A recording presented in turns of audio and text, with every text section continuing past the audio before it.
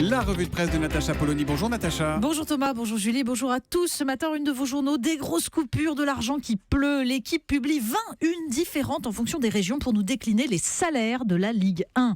En une de Libération, Goldman Sachs à la Maison Blanche, les pleins pouvoirs. Et oui, Donald Trump, qui avait promis pendant sa campagne de curer le marigot, vient de nommer 3 dirigeants de l'empire bancaire dans sa future administration.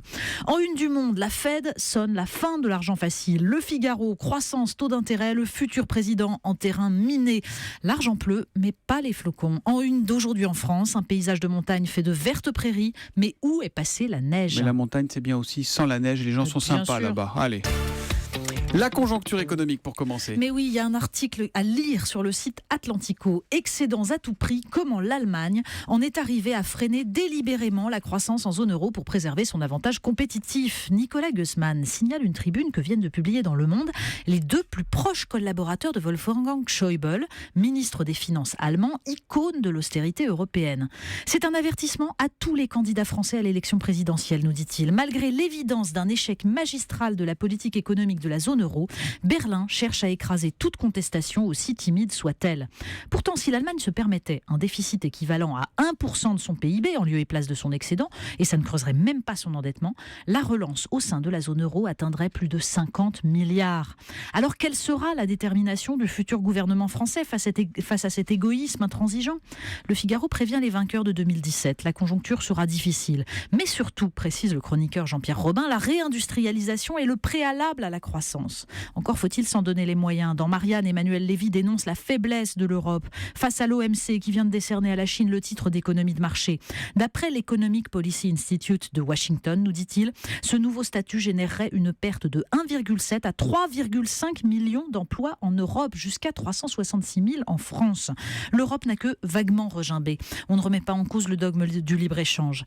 La France, prise entre le rigorisme allemand et l'idéologie bruxelloise, aura besoin de dirigeants qui sachent exactement où ils veulent aller.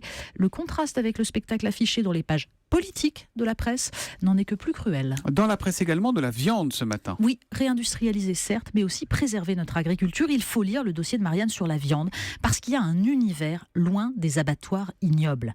Portrait d'un éleveur, par exemple, Thierry Colette, qui a choisi de refuser l'intensif. Ses vaches normandes mangent de l'herbe, il refuse les bébés éprouvettes. Dans son étable, certains animaux ne sont pas écornés, c'est devenu rare.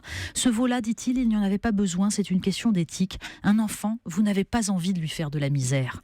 Alors on n'est pas obligé d'acheter un steak sous plastique payé au prix de la souffrance animale. On peut aussi faire vivre Thierry Colette et tous les autres. C'est déjà presque l'heure du bilan pour 2016, Natacha.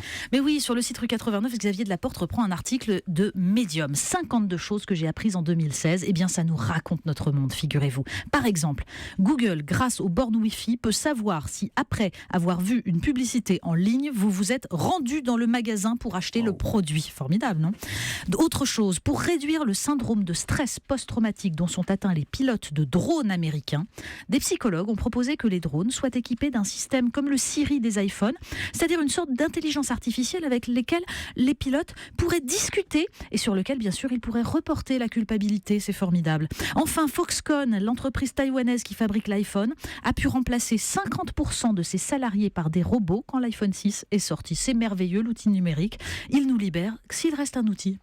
On n'en a pas fini, il y a les listes aussi. Mais oui, le Point nous offre ses traditionnelles listes de fin d'année. 10 nouveautés, par exemple, le divorce sans juge, le musée national des excréments en Grande-Bretagne, oui. Ou alors, dans une entreprise japonaise de nouilles, par exemple, la qualité du menu de la cantine est indexée sur le cours de bourse. C'est beau, non ? 10 disparitions, le groupe écolo à l'Assemblée, le magnétoscope, Nicolas Sarkozy, les sacs plastiques. Et puis alors, ces chiffres à méditer. 51% des Français préfèrent leur chat ou leur chien à leurs amis, je vous jure. Et 92% de la population mondiale vit dans des lieux où la qualité de l'air extérieur ne respecte pas les limites fixées par l'OMS. 92%. Alors la bonne nouvelle, c'est que nous avons le choix par nos votes, par nos achats. Vive 2017. Et Natacha Polony, que l'on retrouvera évidemment en 2017 sur Europe 1. Merci Natacha et à très vite. À bientôt.